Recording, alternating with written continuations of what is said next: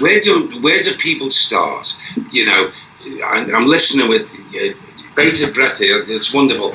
Where do we start? How can we start? How can we start from a singular?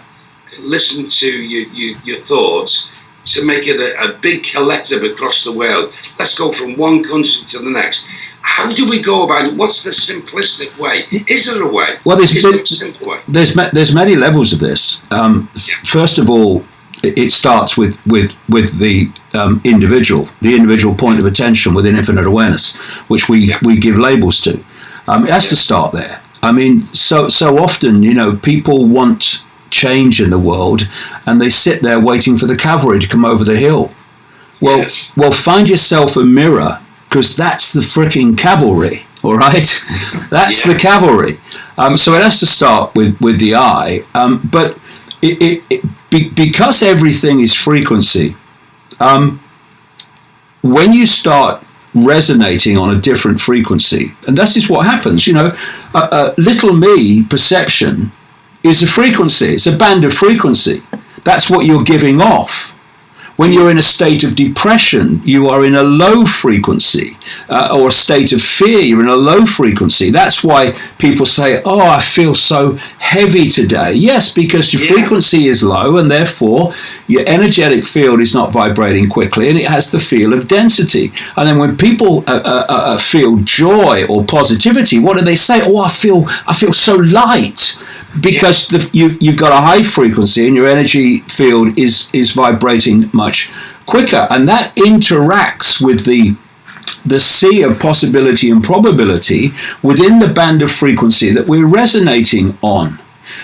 So everything changes when we change our perception, particularly perception of self-identity, but something else happens. Once you do that, you start resonating a different frequency. You know, what we're doing, it's like an interactive virtual reality game. In fact, in many ways, on one level, that's pretty much what it is. But the key is interactive. You know, when we're moving through this sea of possibility and probability, it is impacting upon us. You know, if you want to change the fish, change all the fish at the same time, change the sea. And we're moving in through this sea of energy and possibility and probability, what I call the cosmic internet or cosmic Wi-Fi. But we're also impacting upon it by our state of being. It's an interaction. So once you start resonating on a different frequency, what people call beating to a different drum, you start impacting on the energetic field around you. And you can start impacting on other people who start picking up this frequency and becoming affected by it. And it becomes like, it becomes something that becomes exponential. And I've seen it, Derek. When I first had my awakening in the early 1990s, I met a series of what you might call psychic people. Only one of which, in the early days, I actually sought out. The rest just came, again, synchronistically into my life. But there was a common theme, and this common theme was that there was a vibrational change coming. There was a frequency change coming that was going to awaken humanity up from its slumber, from its coma. And that people who were more awake were going to be affected first, and then eventually more and more people were going to be affected. And they were going to start seeing the world differently. They were going to start seeing themselves differently. And, you know, at that time, of course, 1990, 91, there was no evidence of that at all. But when I look now, the last couple of years, I've been going literally around the world, talking on every continent. And I've been around Britain in the last month or so. I mean, I've never seen anything like it. People are opening their minds to things that they would have brushed aside with a wave of their hand not so long ago. I can see it changing. So this vibrational change is impacting upon people, and as you tune into it and become affected by it, you start to resonate with it. You start to then become basically a vehicle for its communication. You start resonating on its frequency, and the whole thing moves on. And this is where we're going. This is why what we're looking at the moment is a massive fork in the road, because if I only looked at the research that I do into how the world is controlled by a few and what the agenda is, and how connecting the human brain to AI has been the end game all along, so that human perception, instead of being manipulated, has no need to be manipulated anymore, because AI becomes human perception. That's the game. This is why Silicon Valley is an area of the world that I call the devil's playground, because the Silicon Valley giants are only fronts for the Pentagon and the intelligence networks in the United States and wider. So that's what they are. That's why they're data gathering. That's why they're censoring. They're doing it on behalf of military and intelligence networks, because that's who set these giants up. So if I only looked at the Illuminati and so-called people that have been named of higher position controlling the world, David, can I answer that question? Yeah, well, that's exactly what's going on. But it goes way out. In the end, you're going into the realms of a force that's not human. But if I only looked at my research in that side of things, then I might say it's over. It's over, ladies and gentlemen. Enjoy it while you can, because it's over. We're finished. But this other side, this awakening, this energetic alarm clock that's going off, this breaking down of this density that people have been living in, is what is going to change this. We're at the fork in the road now, where if we go on as we are, we'll live in a global fascist Orwellian state within 20 years. And I'm probably being optimistic. But if this awakening goes on and expands and expands and expands, then the world will go in a completely different direction. Because it's only going in the direction of control, because humanity's perception is most people don't realize it's all planned and all systematically made to happen. But on the other side, if you think you're little me, I have no power, even if you know what's going on, you'll say, well, there's nothing we can do about it. But of course, there is, when you know the true nature of the power we have. But only if you do know that can this be headed off. Because, this is the point. Knowledge is knowledge. Yeah. There's not good knowledge and bad knowledge. There is knowledge.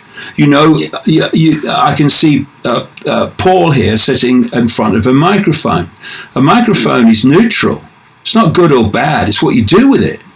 Yes. And it's the same with knowledge. And this hidden hand, as I would call it, at its core, has hoarded the knowledge about the nature of reality and how our perceptions manifest as our experience. So it knows that if it can control perception, it can control human experience. This is why this network controls mainstream science, not least through the funding and other institutions. It wants mainstream science. Of course, quantum physics has thrown a spanner in that works to a large extent. Yes. But basically, it wants mainstream science to present a view of the world in which everything is solid and physical, everything is apart from everything else, and there is nothing beyond it, basically. Because, people like you, in what you do, mainstream science would say you're a crackpot or a hoaxer or whatever. Yes. Because, and to be fair to mainstream science, from their perception of reality, which is all they've downloaded through their education system and through their scientific specialization, that sense of reality that they have downloaded cannot understand how it's possible to connect with other levels of reality that you can't see. Because to them, if you can't see it, touch it, taste it, hear it, then it can't exist. Absolutely. That's the prison they're living in. This is the 5 cents prison, the postage stamp consensus I'm talking about. And it's ironic, though it says so much about the world, that this postage stamp consensus is most believed in and most worshipped by academia, by science, by mainstream medicine, by journalists, by politicians. Thus, the institutions that dictate human society are the most programmed in terms of this perception of reality that is basically the size of a pea. But that which is manipulating is aware of the greater picture. And if people just imagine this, a few people know what reality is, they know how it works, they know how humans interact with it and how they're affected by it, how humans are affected by it, how perception equals experienced reality, and your target population doesn't know. What a position of unbelievable power that is. And that's why mystics and psychics and mediums and seers throughout history have been targeted by the establishment of the day and still are to this day. One more question, if you don't mind. It's been on my mind since the last time I made contact with you. It's been a while. Is that, and it's come back to me. David, I know you'll tell the truth. I know you'll tell me the truth and the listeners. I've had an amazing, just this year, in this last tour, the Love, Life and Laughter Tour, Derek Acorah, this year. I've had more people, why I don't know, both men and women. When I finish a show, a spiritual demonstration, go outside, do the signings like you do, and photographs and what have you, on your tours. And an awful lot of people have been asking me this one question. And it's an experience they've had. It's mostly been with the men more than women. And they're being like younger men rather than the elder people, more younger than 50. And they're saying they're experiencing the same things. And I'm going, I don't know anything about this. I'll ask David, because I'm sure you'll be able to pin it wherever it is. When you've talked about consciousness and you've talked about, what's going on outside ourselves. And what they've said is, and they've not known each other, they've not heard one saying this in front of each other. It's different nights and different places. And it says, I get an amazing, strange, very strange feeling. I could be sitting at home, ready to have my dinner in the evening, be watching a bit of television. I could have gone out, took the dog for a walk, I've come in, and all of a sudden, my ears go funny, as if it's like something's changed. I suppose it's like when you go to altitude on a plane and your ears pop, and the feeling's like, and then all of a sudden a tingling feeling below the earlobes and what have you, and then they're thinking what they were thinking about changes altogether, and they're thinking about something else. Is that control, David? Well, it depends what they were thinking about before and what they were thinking about afterwards. But there's a common theme here. I mean, what are the ears doing?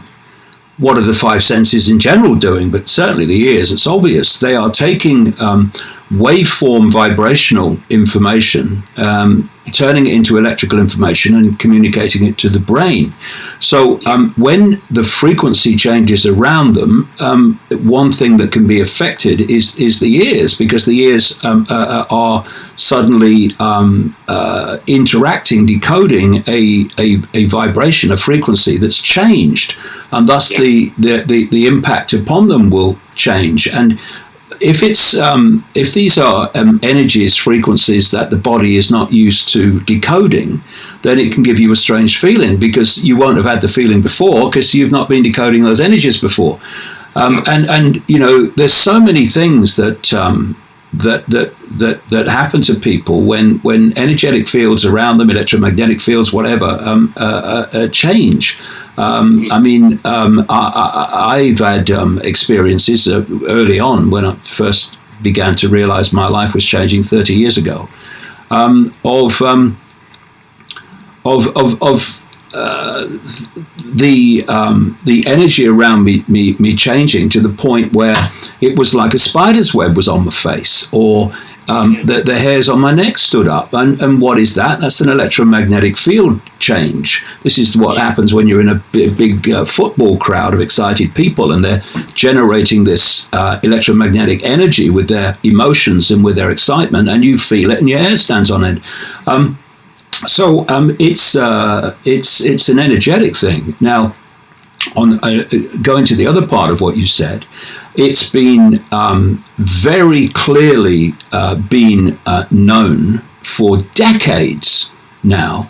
I've done a lot of research into this, and others have too, and there's been many whistleblowers that have come out over the years, that this inner circle, shall we say, particularly working through the military and military technological development. There's an organization in America called DARPA, which is the technological development arm of the Pentagon, and I would call it evil, except evil might sue for defamation of character.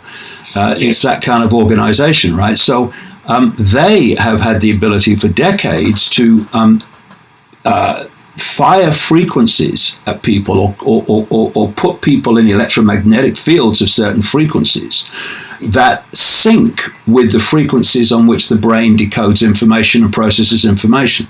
And in doing so, the brain processes the information in the field or in the projection.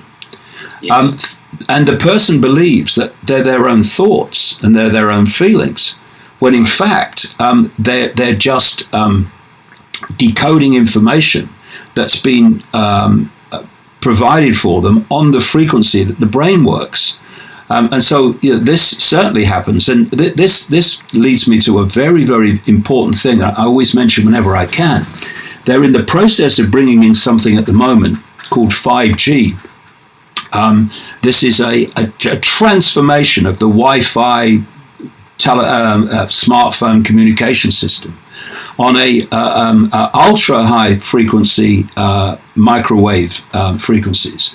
And it's going to be devastating. And this is why they're openly saying they're doing no testing, because they know if it's tested, it will never get permission. So they're giving it permission anyway. And they're starting trials in Britain now. They're doing some trials. It came out in the paper last week or the week before without telling anybody. And the effect is already being seen. And in America, they're rolling it out, calling it trials. In fact, they've said they're going to roll it out right across America. And this has big time the capacity to impact on human thought. See, when you do your work, you're tuning into frequencies, aren't you? You're tuning into frequencies that are outside our perceived reality. Yes. Well, 5G can provide energetic fields like Wi-Fi fields with thoughts, perceptions, etc., encoded in them, which people then decode, believing they're their own thoughts, but they're actually basically literally downloading some Wi-Fi field. And they've worked out that people have documented this over the years. They've worked out that certain emotion, well, every emotion, depression, anxiety, all of them, they're frequencies. And they even worked out the frequency for rioting. So if they want to riot, they fire these frequencies across the area they want to generate the riot in, and everyone starts to get wound up and wound up and wound up, and then they go along and they provide a light for the touch paper, and that wound up population then riots. This is done electromagnetically. It's quite frightening, isn't it? Yeah, and I'll tell you what 5G is like and what we're dealing with. In America, they have technology, police and military, which they fire out from vehicles to disperse crowds. And it's 5G frequency at a higher level of power. And it disperses crowds because when people are hit by it, they have the feeling that their skin's on fire. This is the stuff they want to. They are wanting to roll out as the communication system for Wi-Fi and phones and all the rest of it. So the bottom line of the question is frequency would have that effect that they're talking about. Whether it's frequency of an energetic field that's positive to them, or whether it's an energetic field that's negative to them, well, that we can discuss on the basis of their experience. But this is how it's done. And again, if the population doesn't know any of this, but the inner hand actually does, it's a position of incredible power. And that's why this information is so dangerous to that which is behind all this. They don't want the public to know. Oh, on. Sorry, David, just jump in here. Only because this is fascinating for me, and only because I currently have 5G in my home, and it's now on my brand new phone that I've just bought. Oh, well done. So, and I've just kind of looked at it and gone, I don't want to use that. No, the other thing about 5G, you see, there's a few things here, quite topical things. Is 5G doesn't travel very far. You know. Up to this point, they've had the big towers pouring out the Wi-Fi and all that stuff from big towers. That's 4G, 3G, and all this other stuff they call it. But 5G doesn't travel very far. So what they're having to introduce, and they're doing it in America, is tiny antenna that go on lampposts all the way down the street, outside people's homes, in people's backyards. And the other thing that it doesn't do, it doesn't go through dense physical objects very well. So, for instance, a line of mature urban trees in a street would be 5G's worst nightmare. Well, they're cutting thousands of trees down in Sheffield under a ludicrous excuse, and the people campaigning against it have uncovered documents that point to the fact they want to cut down another 17,000. I don't know if you saw it this week, but the train companies, the rail company that runs the track, wants to cut down extraordinary numbers of trees alongside railways, right? Yes, I read this. Yes. And I would say to people, if this tree cutting of mature trees comes to your town, the alarm bell should ring, because 5G couldn't operate effectively in a tree-lined road.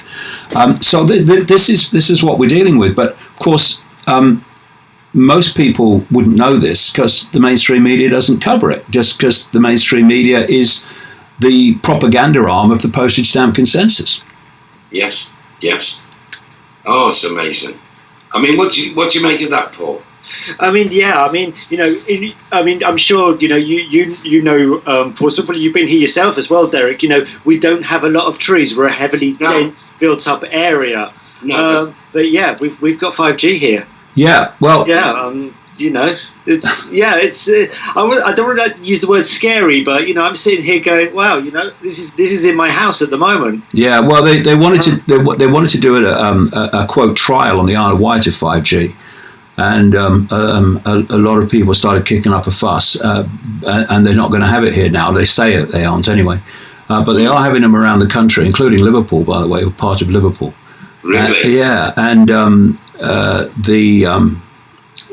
there was a story 2 weeks ago when I was going around on this speaking tour in the last month. I was talking about this as part of the talk, and a couple of days after the first two talks, there was a story in the mainstream about Gateshead, where a scientist in Gateshead was pointing out that people were having insomnia, nosebleeds.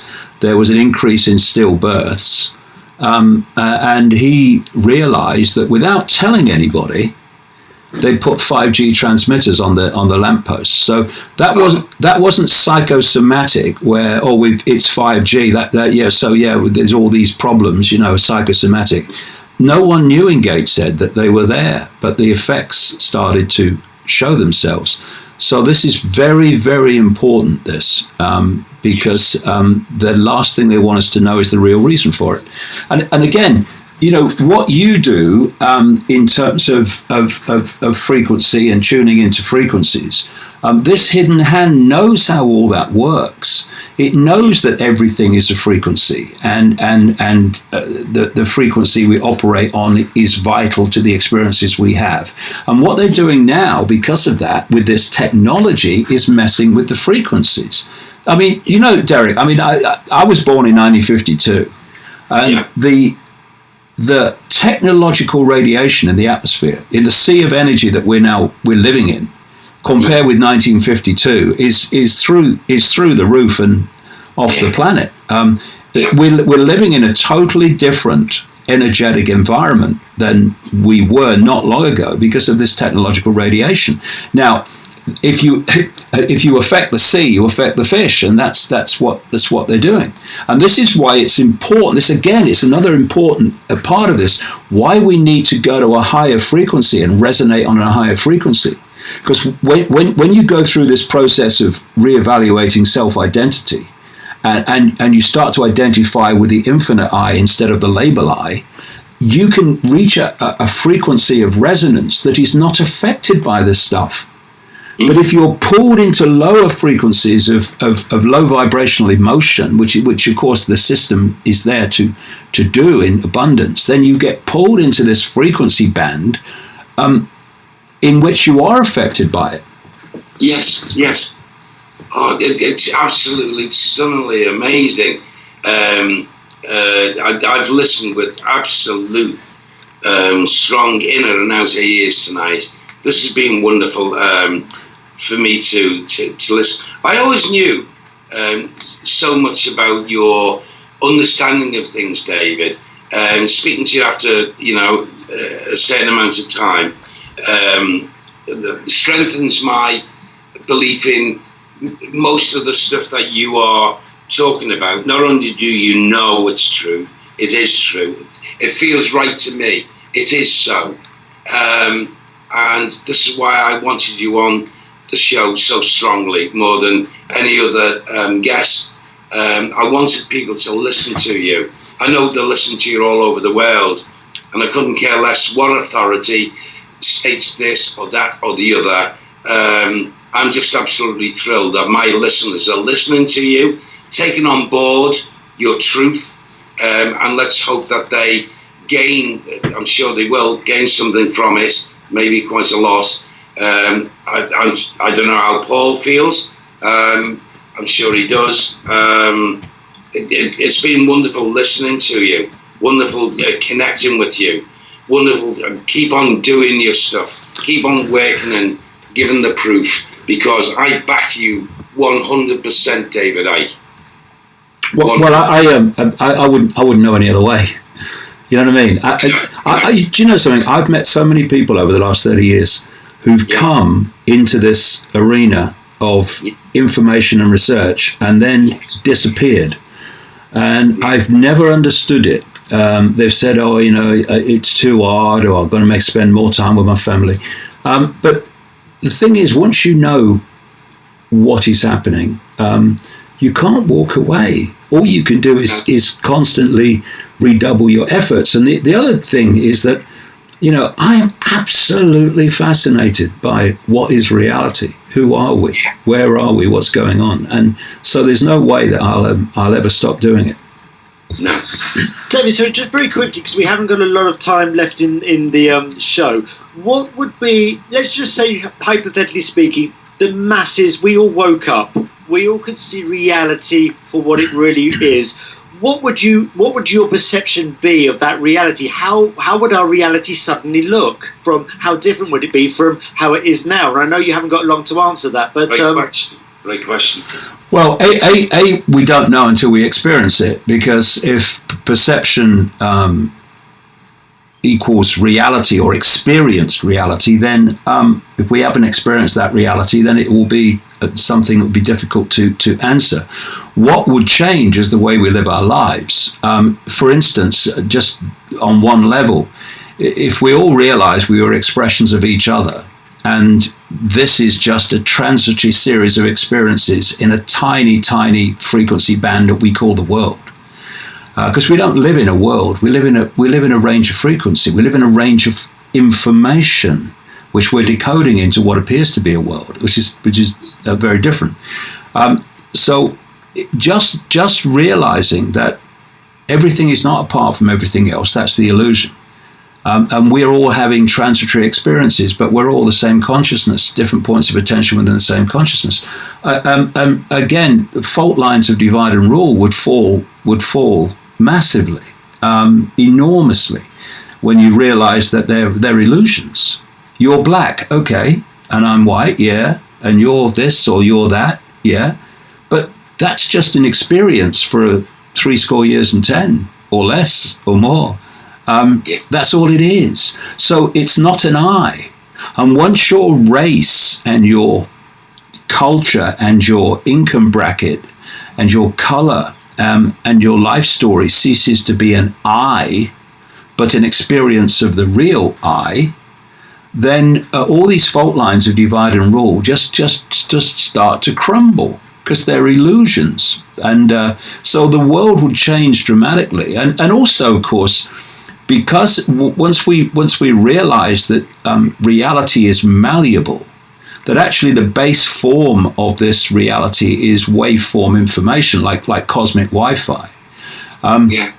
And we're decoding from that Wi-Fi field through the five senses this holographic illusion that appears so physical but isn't, as quantum physics has shown for one. Then the possibilities for changing reality, even in this apparently physical world, become enormous. Because you look at mainstream science, and the reason it will say over and over and over and over again, it's not possible, is because it perceives the world to be physical and solid. And in a physical, solid world, those things are not possible. But it's not physical and solid, so they are possible. I mean, look at the placebo effect, for instance, in medicine.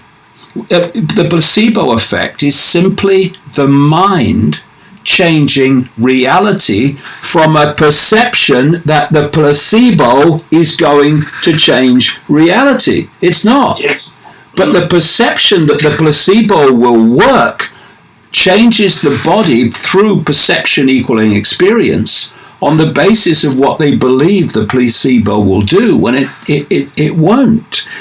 And so once you realize this foundation interaction between perception and reality, everything becomes possible. Health becomes possible. Oh, you can't cure that. What do you mean you can't cure that? The mind can cure anything, and by the way, create anything of a health situation. This is why when people get into realms of anxiety and fear and stress and depression, it can have an effect on their health. Why? Because it's destabling them vibrationally through the distortion of the distorted emotional states, which are basically an electrical frequency charge going through the body. But you can make the body ill, diseased, or you can make the body well, balanced by your state of mind, which is your state of perception. So, I mean, it just opens this vast vista of possibility to create a human society that is as different from this one as our minds can perceive it to be, really.